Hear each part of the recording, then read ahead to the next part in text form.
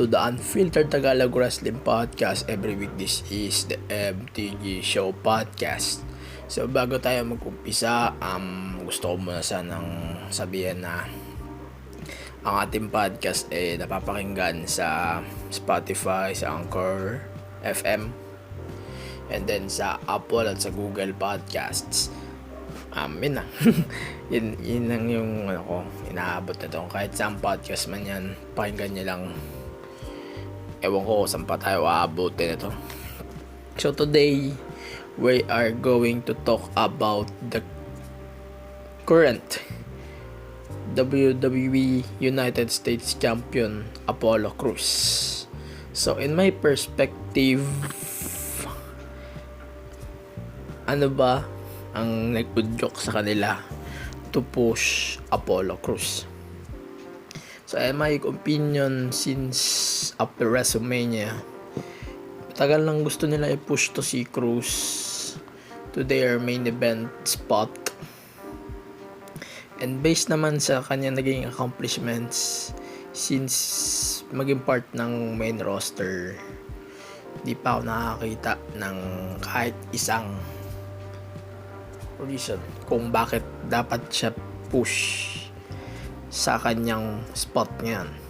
Kasi actually para sa akin miracle to After 3 years na push na siya sa spot niya dapat ngayon.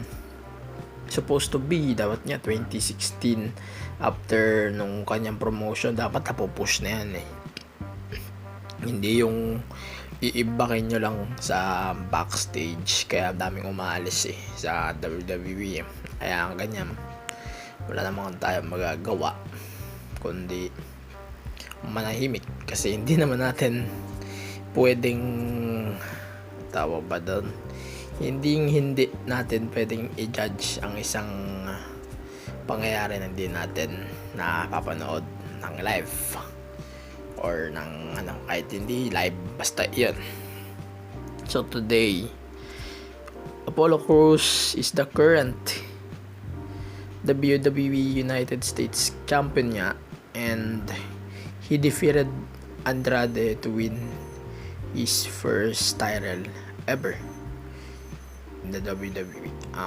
In my opinion naman, magaling to si Crews, magaling to sobra. Parang siya yung wrestler na kaya makipagsabayan anywhere, kahit sa company. Ayan, sorry dun sa natulog, maririnig nyo.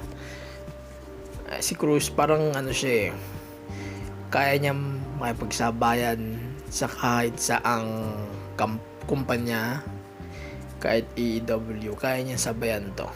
Kaya niya sabayan yung mga company na yan. Kaso hindi nila ma-push si Crews dahil ang dami nilang pinupush at dami nilang superstar sa WWE.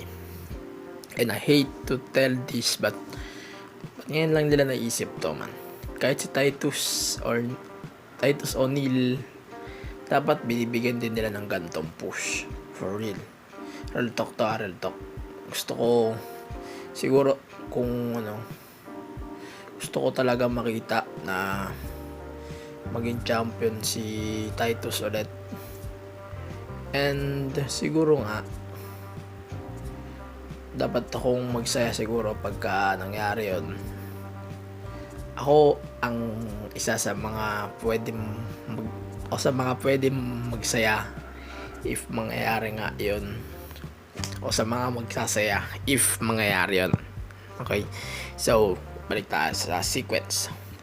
Apollo Crews, ang dami niyang pinagdaanan halos di ko na matandaan, basta alam ko habang siya ay na-imbak sa main roster, I think nag-appear pa rin to sa main event or sa superstars, nang may superstars pa.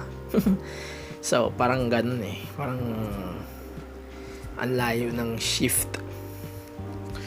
At sana lang madami pa yung magkaroon ng gantong push. And I wish din na gusto ko maging future world champion din to si Apollo Crews. Sana lang maganda ng WWE yung pagpupush sa kanya. Kasi alam yun hindi dapat parang wag nilang ibase sa kulay o sa sa kung sino man o sa saan sila nagmula yung wrestler. Dapat hindi ganun. Dapat binabase nila sa kung ano yung mga nagagawa ng wrestler at sa effort na binibigay ng wrestler. Wag nilang ibase sa family, wag nilang ibase sa kung ano yung background, wag nilang ibase doon sa mga nangyayari in the past. Wag ganun, wag dapat ganun, kasi hindi matutuwa yung tao sa inyo, especially in these times na parang nararamdaman ko na masama yung pangitain na nakikita ko about the push of natatandaan ako dati na dapat ipupush nila but hindi yata nila pinush kasi reasons. I don't know but di nila tinuloy yun. I think dahil nung na-injured siya. Ewan ko si Ali yun o si si wait lang, hindi ko matandaan, si Ali o si Elias, basta yan. Ewan ko kung sino sa kanila yun hindi ko sure, pero ganun, parang gusto ko kung ano yung nararanasan ni Cruz, dapat nararanasan din ng iba gaya nga nila Elias. And I wish na